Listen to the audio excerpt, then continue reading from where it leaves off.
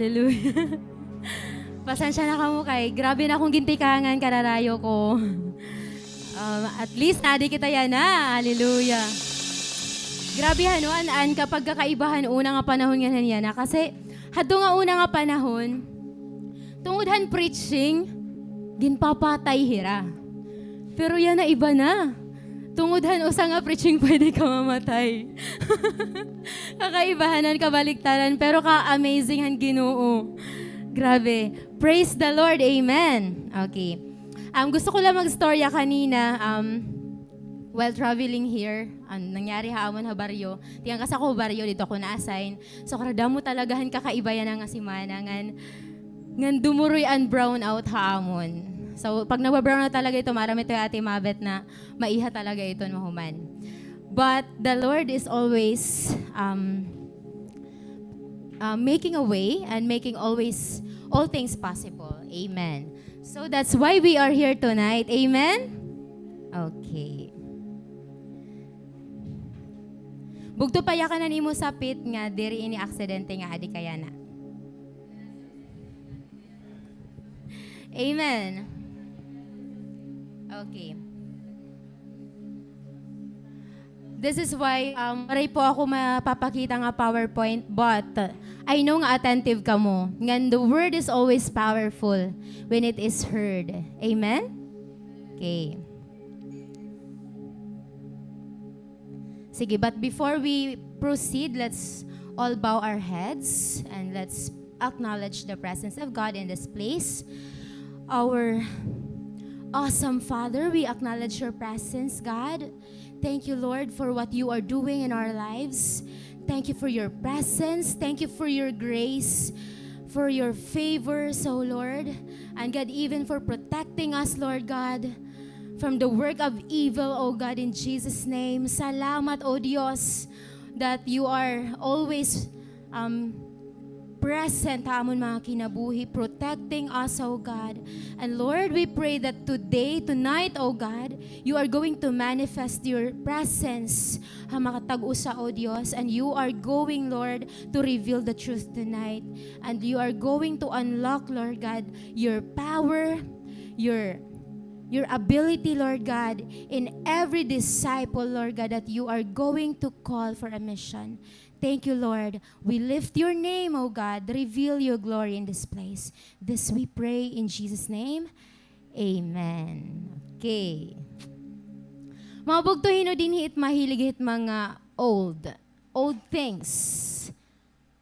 You know how attracted old stuffs are? Old photos, di ba? Pag nag-edit nga ni kita at aton mga pictures, gusto ito naton mga statics. Bagat mga may dating kadaan. Old clothes, sino din niya fashion bagat kadaan. Kaya ate isang nakikita na angela talaga ito hiya. Bisan ano nga bado. Tapos mida din akong cell group mahiligirat mga bagat old fashion pero kada dating ni radadon. Old furnitures. Di ba pag nagpapapicture kita, mahilig kita at mga view nga, may that something old. And etc. We find them beautiful.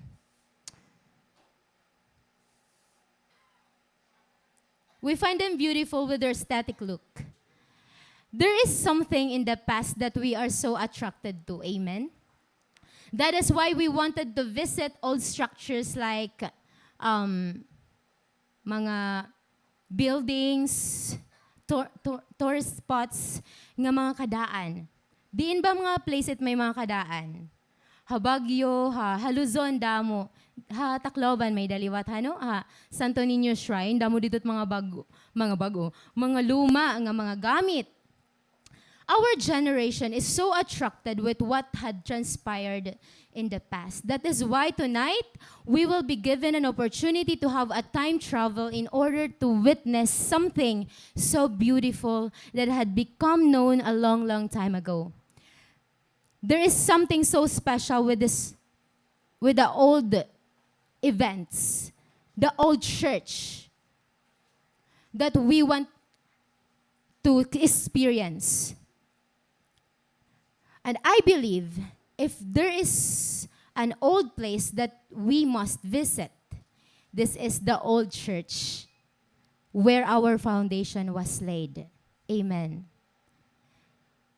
This is the place where old-fashioned faith was exercised by our great grandfathers, such as Peter and John. So our passage is found tonight in Acts 4, verses 1 to 12. 21, I mean. Okay, let's read Acts 4 verses 1 to 21. Okay, the priest, adun ka mo? Okay, you read with me. The priest and the captain of the temple guard and the Sadducees came up to Peter and John while they were speaking to the people. They were greatly disturbed because the apostles were teaching the people and proclaiming in Jesus the resurrection of the dead. They seized Peter and John, and because it was evening, they put them in jail until the next day. But many who heard the message believed, and the number of men grew about 5,000. The next day, the rulers, elders, and teachers of the law met in Jerusalem. Annas the high priest were there, and so were Caiaphas, John, Alexander, and the other men of the high priest's family. They had Peter and John brought before them and began to question them. By what power or what name did you do this? When Peter filled with the Holy Spirit, said to them, rulers and elders of the people, if we are being called to account today for an act of kindness shown to a cripple and are asked how he was healed, then know this, you and all the people of Israel. It is by the name of Jesus Christ of Nazareth, whom you crucified, but whom God raised from the dead, that this man stands before you healed. He is as the stone you builders rejected, which has become the capstone. Salvation is found in no one else, for there is no other name under heaven given to men by which we must be saved. When they saw the courage of Peter and realized that they were unschooled, ordinary men, they were astonished, and they took note that this man has been with Jesus. But since they could see the man who had been healed standing there with them, there was nothing they could say. So they ordered them to withdraw from the Sanhedrin and then conferred together. What are we going to do with this man? They asked. Everybody living in Jerusalem knows they have done an outstanding miracle, and we cannot deny it. But to stop this thing from spreading any further among the people, we must warn this man to speak no longer to any in this name.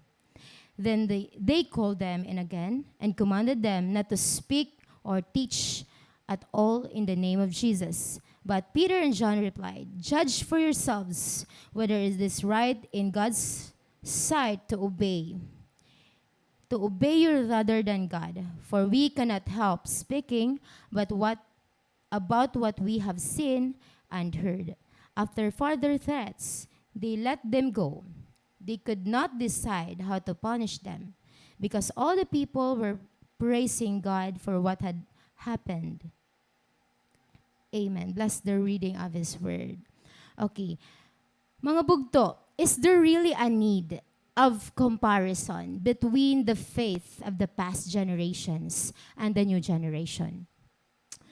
Or we just need to go back and mga natabo where our faith originated. Because I believe, di ba, very nostalgic talaga kapag nakaka-experience kita in something old. I believe that when we are visiting old places, old events, there will be a revival of spirit. And we must visit this one, the faith of Peter and John. It is in Jerusalem where the foundation of our faith was laid.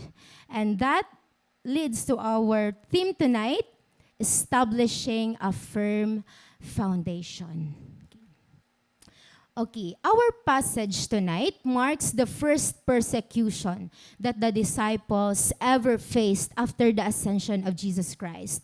This persecution started when Peter and John healed the crippled beggar at the temple gate. So kung babasahon natin ang preceding verses, chapters, Acts 4, di dahit Acts 3, di da natabo ginhealed ni Peter ngan John an usa nga crippled beggar. One day when Peter and John were going up to a temple, at the time of prayer, a beggar, crippled from birth, 40 years nga crippled, ini nga beggar. When he saw Peter and John, he asked them for money. But Peter, being filled with the Holy Spirit, he knows that this man needs something more than just money. Maaram hi Peter that this man needs salvation and a physical healing. Probably ginsumatan na nga ginreveal na iya ni Lord and Holy Spirit prior. Kay according to scholars, kung diin nakapwesto an beggar, it is in the beautiful gate. Like chosen talaga ini niya nga place kung diin niya napwesto. And this gate, the scholars said that this gate leads to kung diin napwestoan mga babae. So, kay ano nga maagi dito hi Peter and John? Ha beautiful gate. No, diri hira dito maagi kung diri hira gin-guide and Holy Spirit. So, they were filled by the Holy Spirit knowing that there is a ministry they are to be done in that portion of the old church. Peter, as well as John, looked straight at him and performed a miraculous healing to him in the name of Jesus. Instantly, the man's feet and ankles became strong. He jumped to his feet and began to walk. Then he went with them into the temple courts. Mga bugto, ano natabuha aton the moment we received Jesus? This man, who were crippled from birth for 40 years, instantly went with them into the temple courts, walking and jumping and praising God. But this performance of miracle resulted in arrest and persecution to Peter and John.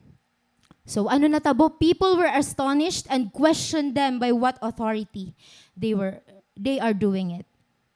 So they cannot just accept that it is by the power and the name of Jesus Christ whom they crucified, by which the beggar was completely healed. But this questioning of faith didn't cause Peter and John to back off, but defended their faith boldly. And note, mga bugto, this is the very first time that they addressed an issue of faith by themselves. Maaram kita that Peter were doubtful. Diba? In iya old life, he was doubtful. What we can notice is that they are no longer the same men who were too slow to understand and who struggle to believe. They are now the grown-up men of faith. They already know how to defend their faith on their own against their persecution. So one thing is notable about them, that their faith has already reached a certain level of maturity. And we know that maturity don't just happen. It is developed over time.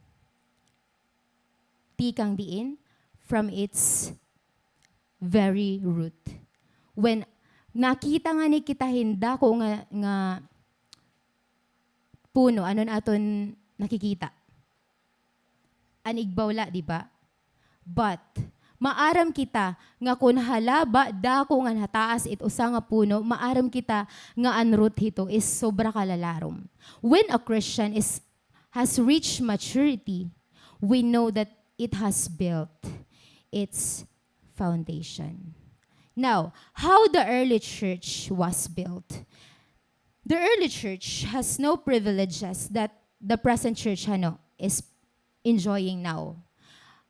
The pastors before, they don't have credentials, they don't have education, waray hira support like ato niya na experience. Nothing at all. Yet, the absence of those privileges didn't keep them from making their ministry prosperous. Grabe ka prosperous po ang mga ministry and early churches. Even without having support, actually their pastors, they ended in jails oftentimes. What is the secret of their success?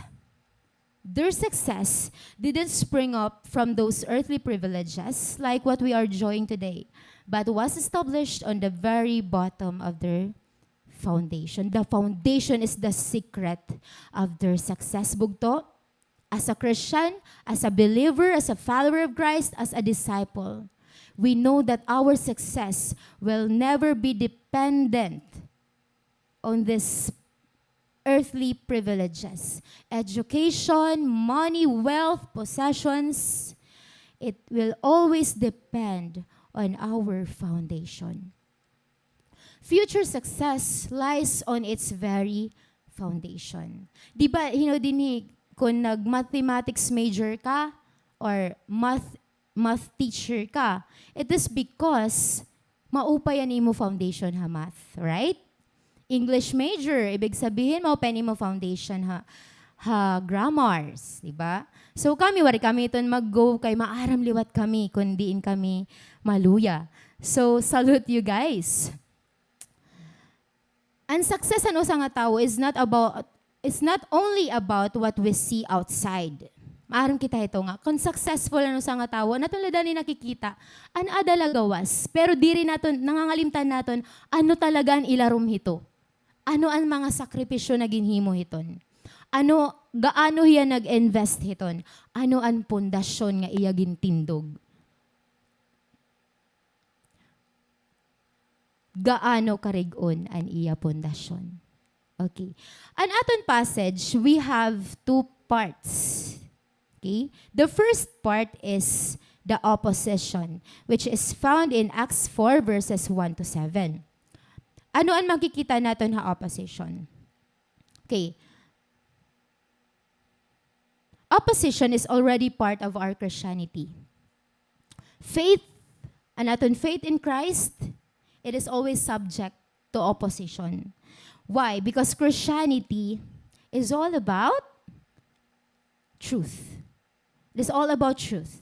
And we know that the world denies truth.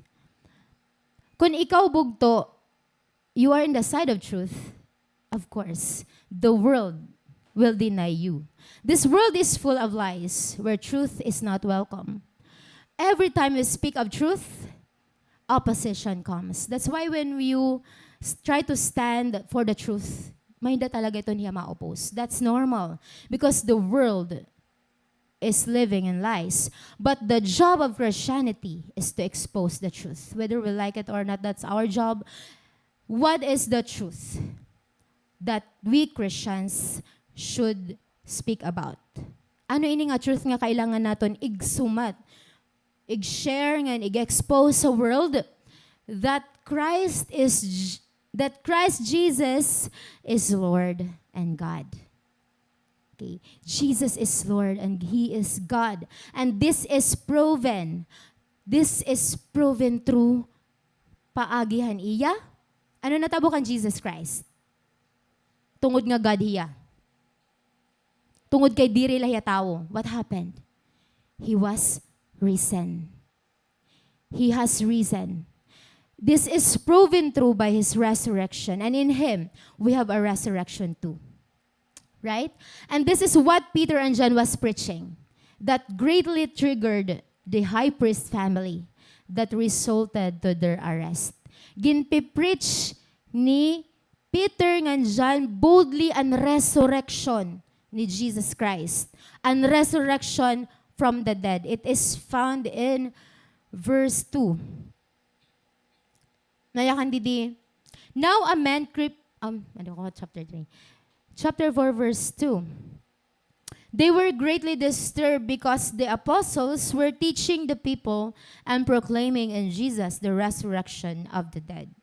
Grabe ano? The preaching of resurrection is a disturbance to the enemy. They were greatly disturbed because actually they hate resurrection. This boldness of the apostles in preaching about the resurrection brought great disturbance to the enemy that stirred the spirit of the religious leaders. Why? Because resurrection is the most hated message ever preached in the entire history.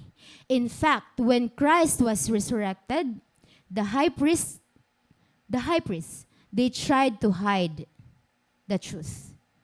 They lied nga ginkawat ang lawas ni Jesus Christ nga wara hiya mag-resurrect. The resurrection of Jesus Christ revealed an empty tomb. Nga naya kan hiragin kawat daw. Because they don't like people to know that Jesus is Lord, that Jesus is God. But the job of every Christian, every follower and disciple of Christ, is to expose the truth that Jesus Christ is resurrected. And in Him, there is resurrection for us who believes in Him. Yet, nahihimo ba naton? Satan hates this truth because this is the only privilege that he would never have. This is why, ano niya ginhimo? He saturates the world with lies in order for them to miss the privilege. Ngan diri kita hiton exempted mga bugto. Every time we face an opposition. The moment we committed our lives to Christ, we become His target. And we can feel it every single day aton mga kinabuhi. There will always be an opposition. Day by day, nakakakarawat nga nakakaatubang kitahin, temptations. And sometimes, He does it by planting a seed of conflict. Have friendship, have family, hatanan. Conflict is what He wants to see in people because conflict promotes division. And division is Satan's goal in every working body. Nadiri talaga Satan nga nakakakitahiyan, nagpa-progress nga Kristyano. Nadiri iton hiya. But we are redeemed by love and we resolve all kinds of conflicts, right? And Christians, disciples, resolves to live in the power of Christ's resurrection. Resurrection implies an empty tomb. Empty tomb. An empty tomb means absolute freedom. Waray na kita hasuludahan tomb. A true Christian is completely free from any bandages. For whoever the Son sets free, he is free indeed. Amen. Now, how does the enemy show an opposition? Paano hiya na-oppose kada adlaw hausa nga Kristyano? Bangin aada ka hini nga mga opposition, bangin pinagdadaanan mo ini, just like what Peter and John experienced. First, it is found in verse 3, paano hiya na-oppose? Paano hiya na-attack usa nga Kristyano? He does it by first seizing. What is to seize? In verse 3 na kandida, they seized Peter and John, and because it was evening, they put them in jail until the next day. So, to seize means to possess or to take by force. Amot yan pag-seize. Paglilinanatla naton ka. Dito kaaway, kutob nga, masakban ka. Ito nga ni nga, ambot, diri mo naiiwasan talaga, ano? Pirmi ka ginhabol-habolit ka oriton. May dayton? Pero may ka ginahabol-habolit pressure, pero may ka ginahabol-habolit magpakaurit nga mga kung ano-ano la nga panhitabo. So, maglilinaton ka talaga. The moment we commit our hearts to Jesus, hinudidian bago. Hinudidian bago. I don't know kay ano adi ka. Maybe you are experiencing something like this.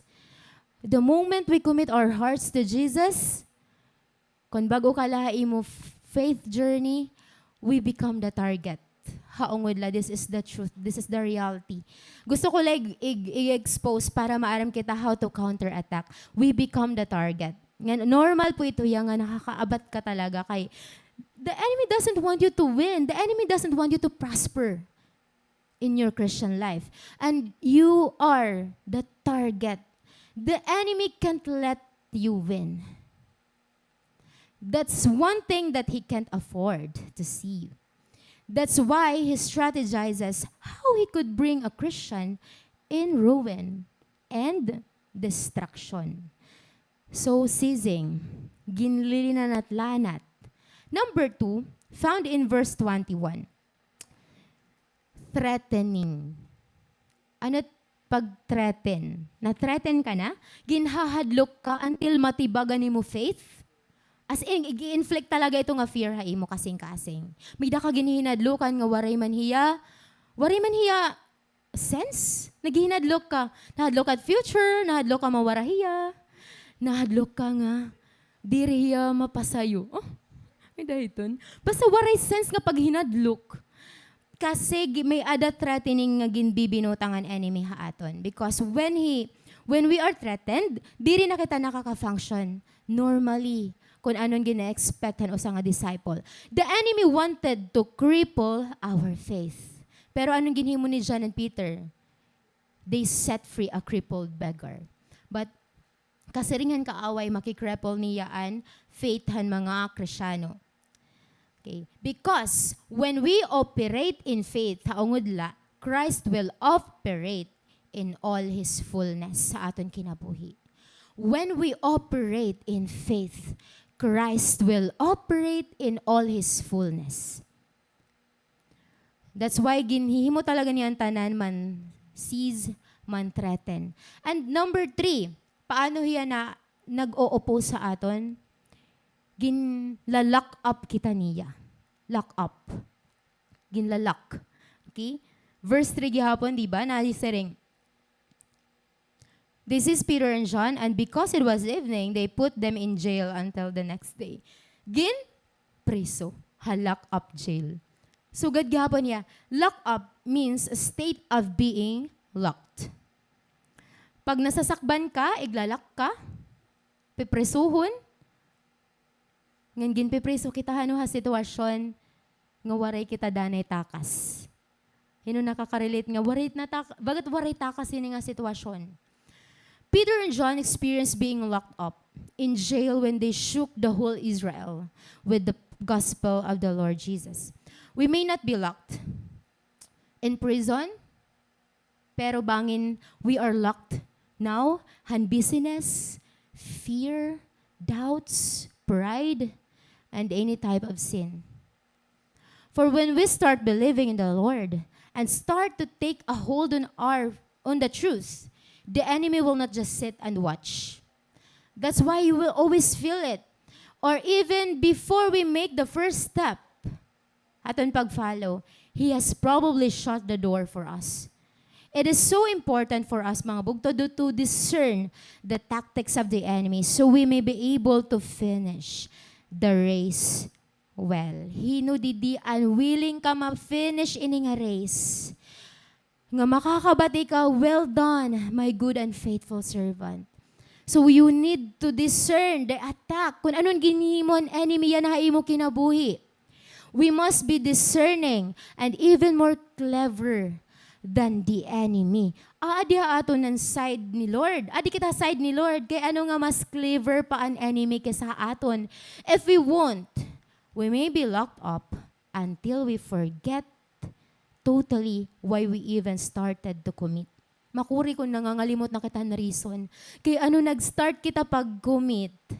Kaya nung nag-start kita pag-follow, nangalimot kita that this is everything we've got. He Jesus Christ. Okay, anong first part?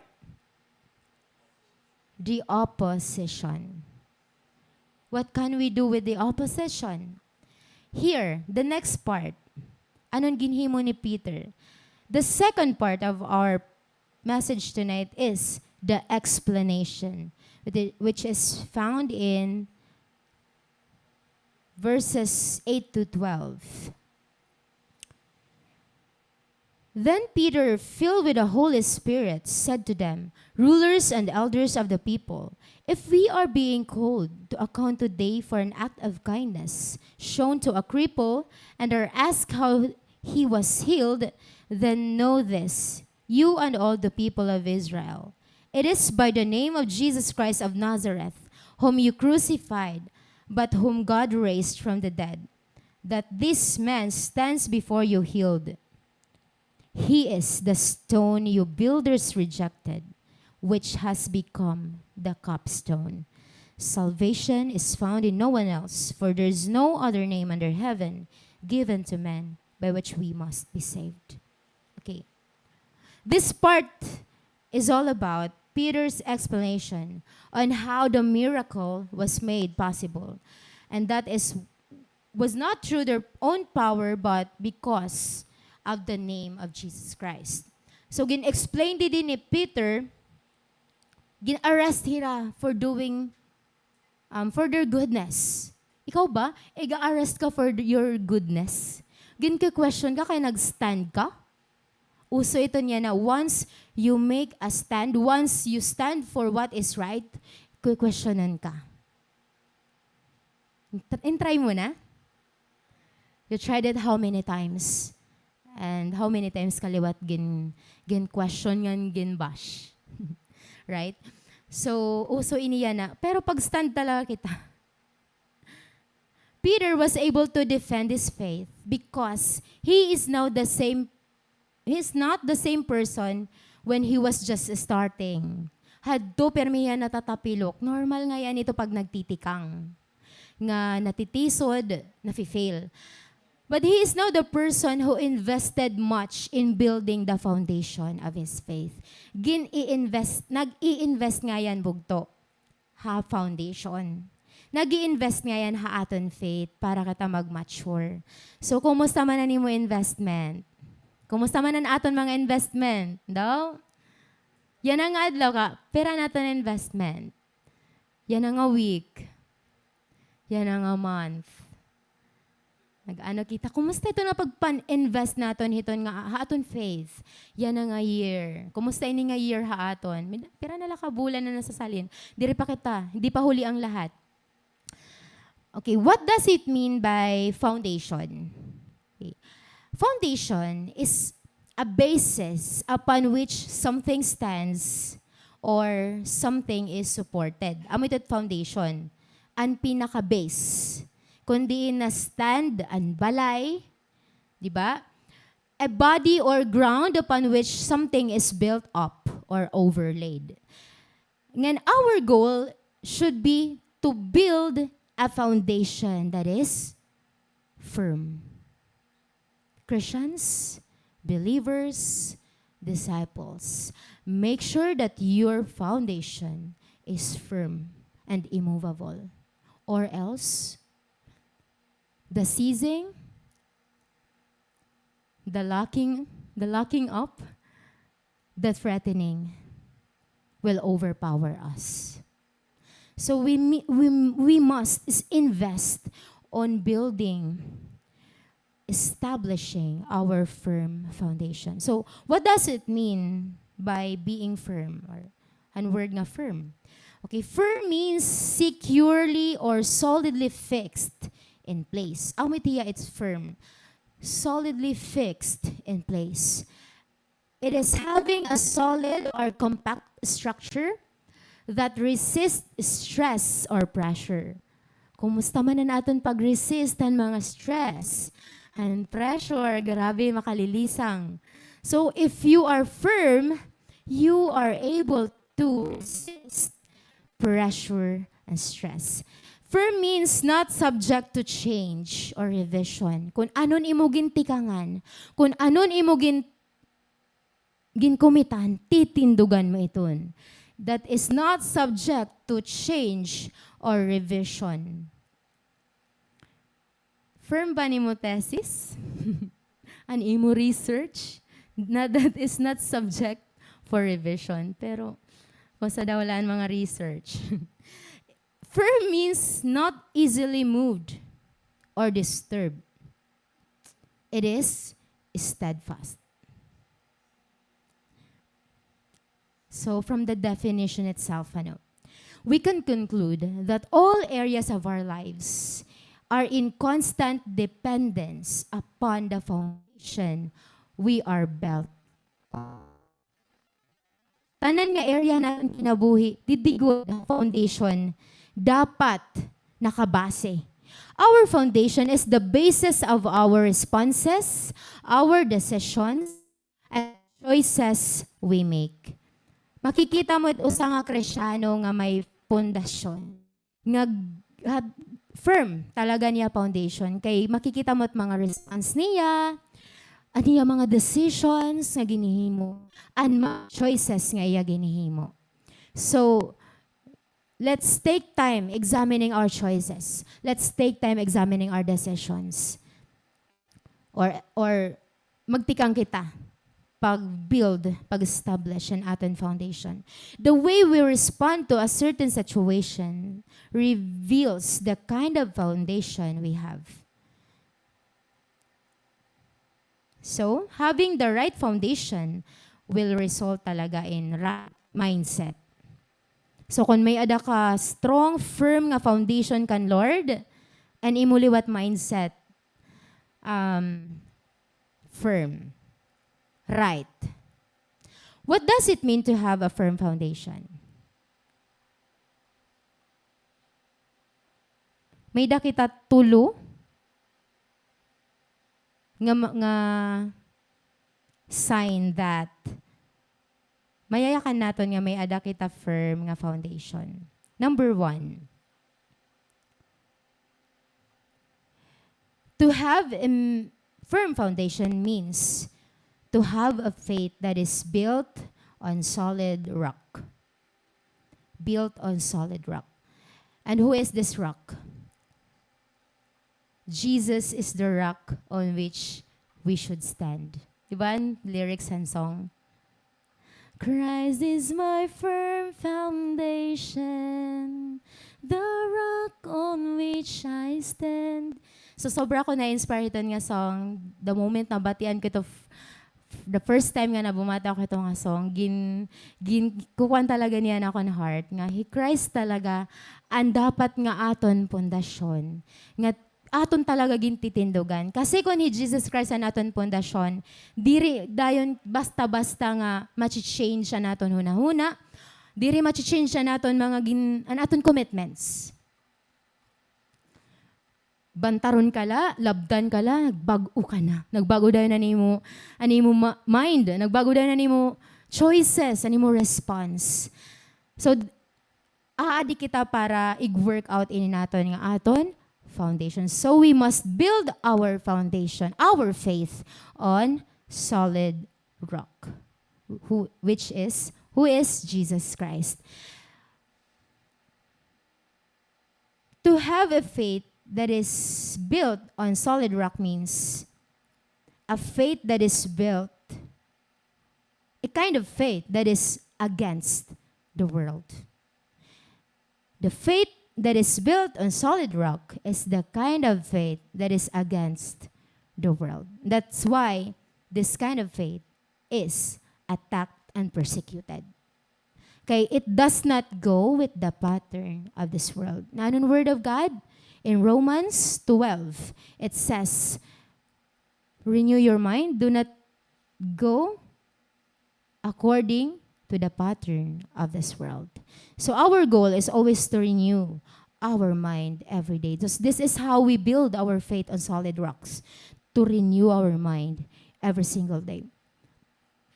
What is the pattern of this world, mga bugtok? Ano ba ang pattern ng kalibutan? Anong gindidiktahan kalibutan? Nasiringan kalibutan, di ka nga ni magsuga din bayaan ka. Kaditiya. Ang pattern ng kalibutan, maupay hiya pag kiniton, but may daya promise nga destruction. May daya dead end. Grabe. So do not go there. This is the kind of faith nga gin-a-attack talaga han enemy. Nahadlo kam. Nahadlo ka mag-build an iyo faith on solid rock, kaya nahadlo ka mag-attack. No, we must not be fearful nga i-attack.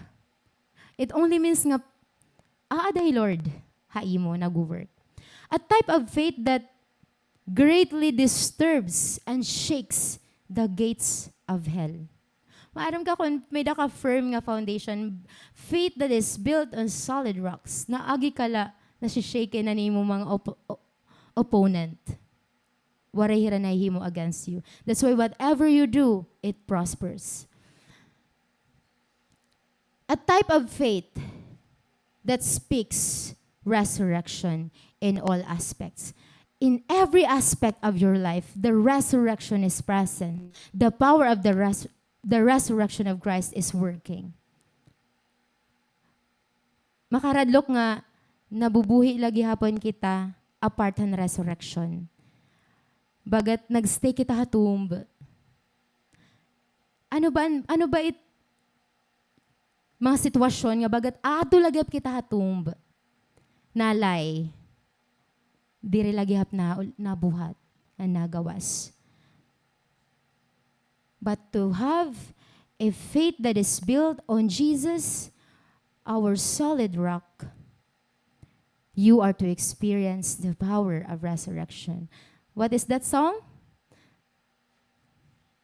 The resurrection power of Christ is alive in me, and I am free in Jesus' name.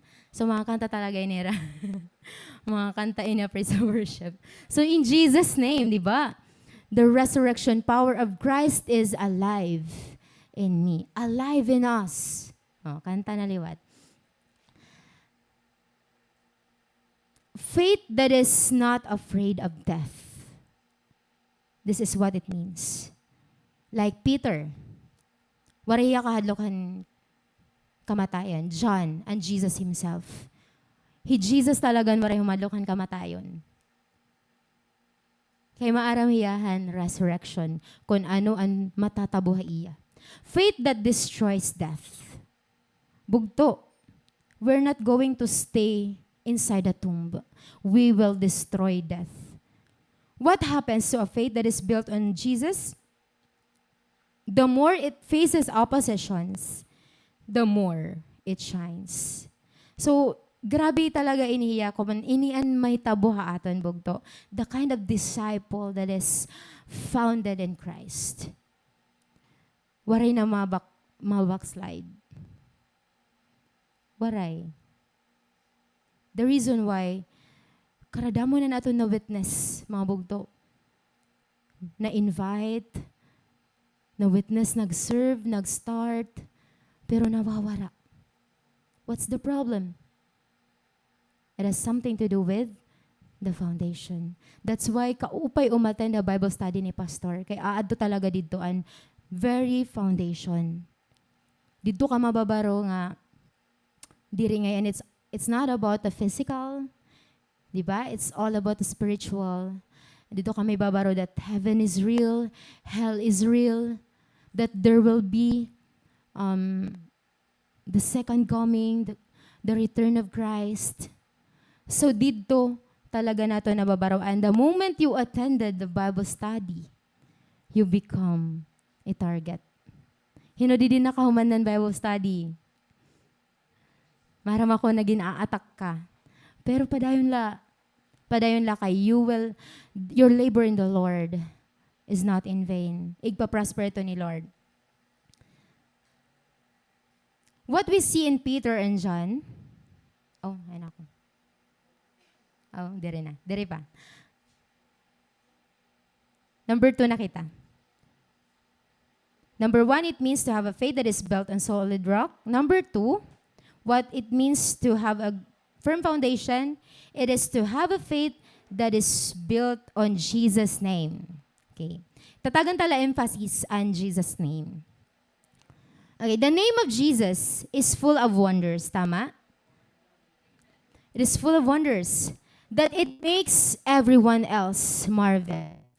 What we see in Peter and John's experience is that when they fully committed their faith on the name of Jesus, the fullness of his wonders, wonders of Christ's name were seen in their lives. Grabe po, ang transformation nga natabukan Peter nga dyan.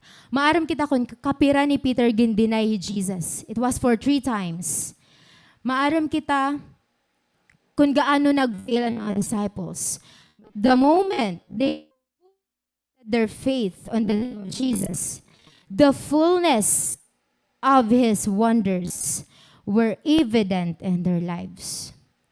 Thus, the religious leaders questioned them by what name they have performed the miracles, knowing nga mga ordinaryo man lahira nga tao, unschooled, uneducated individuals. Gin-questionan ira,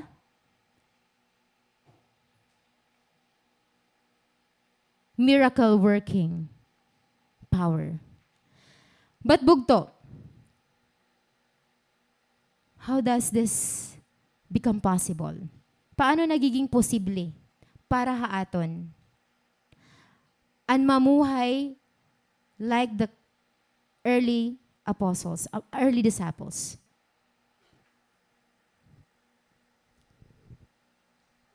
It will cost everything. It will cost your life every day. Grabe. That's why we cannot see kung paano talaga nag-invest ang mga disciples para lang nila ma-experience ang sugad nga klase, han manifestation, han power, han Ginoo.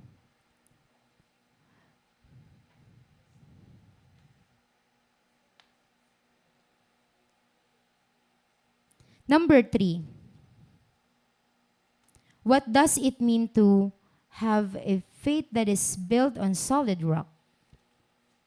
Is to have a faith that is making an impact.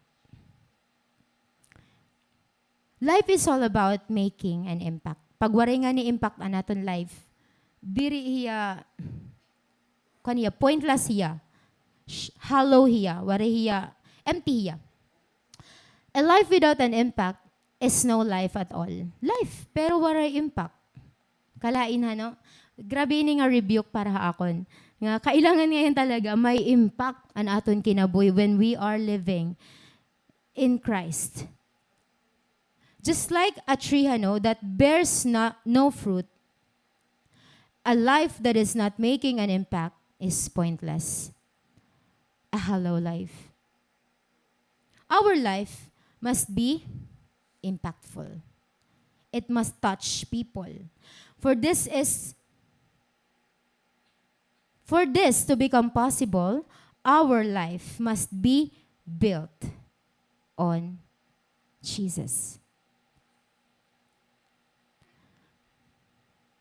For it to have a great impact, it must be held by a capstone and be built on a cornerstone. Mga bugtod, the reason why Peter and John has an impact, has a great impact. They were impacting many people. They were able to share the gospel and experience nga makasave, makakitahin many souls nga na-save. That is because their life is held by a capstone. What does it mean, han capstone? Nasa ring didi ha verse 10. Then know this, you and all the people of Israel, it is by the name of Jesus Christ of Nazareth, whom you crucified, but whom God raised from the dead, that this man stands before you healed. He is the stone you builders rejected, which has become the capstone. Ang stone bugto, na ginrejectahan kalibutan, became the capstone. Ini nga mga tao nga ginre-reject ni Jesus Christ, diri hiraw maaram that Jesus Christ, it is the capstone that will save them and protect them.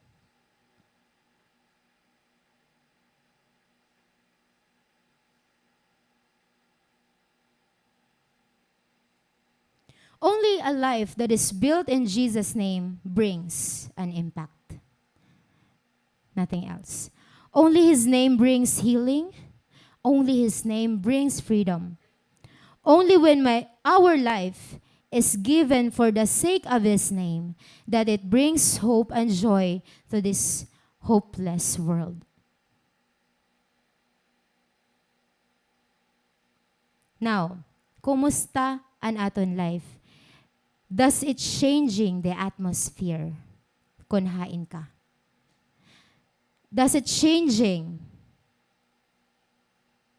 the kind of place, the workplace, your school, kung diin ka ni Lord gimbutang?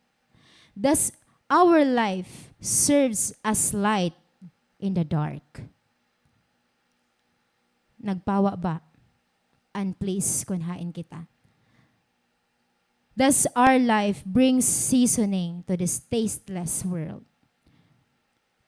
How are we making an impact?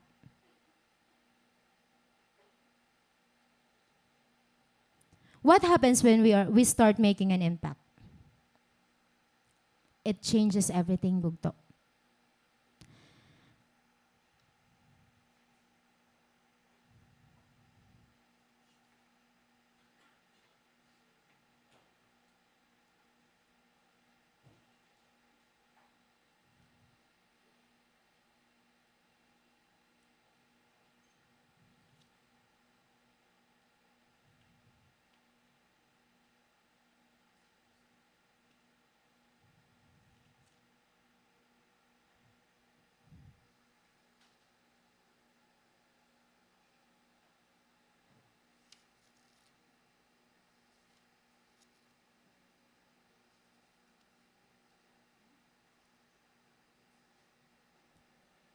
Bugto, when we are held by a capstone, amoy niyet scenario, a capstone is a stone fixed. Mayroon kamot capstone, it's like, didi kasi hakon version, it is capstone. Pero ha ibang version, cornerstone. Siguro ha yung version, it is cornerstone. And capstone, it is a stone fixed on top of something, typically, a wall. Ganito. Aditya didi. Top yahan wall. Ano tiya purpose? It's not the foundation of a building, actually, and capstone. But it holds the wall of the building that locks all the stones into position, allowing the building to bear weight. So, ang capstone, diriya diha ubos, but it holds the wall of the building that locks all the stones and building that enable the building to bear weight. Capstone are the protective stones, also known as coping stones. It is designed to throw an capstone na labaw kasi ito iya. Designed to throw water off the masonry wall to help prevent damage. Asya ito yet purpose. Ginpi-prevent niya ang damage han wall.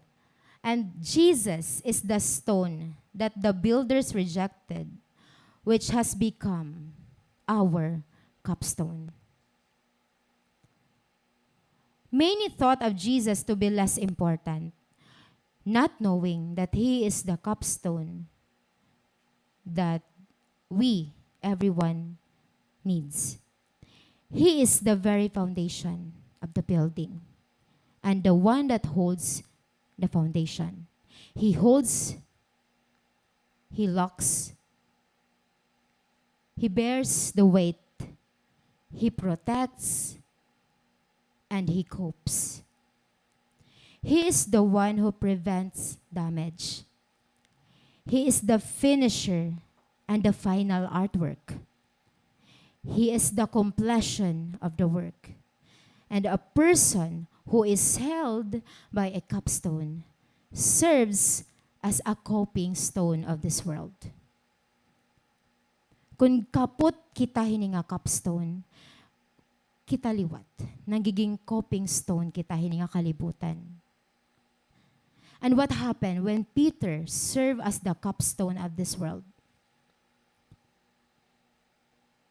Na-realize nira. Na-realize nira. It is in verse 13. When they saw the courage of Peter and John and realized that they were unschooled, ordinary men, they were astonished, and they took note that this man had been with Jesus. Bugto, some people will also take note that you are a child of God when you serve as the coping stone of this world. Let's all stand, mga bugto.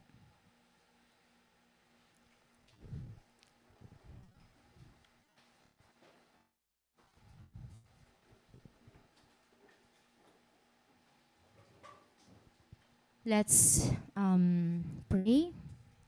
Let's take this opportunity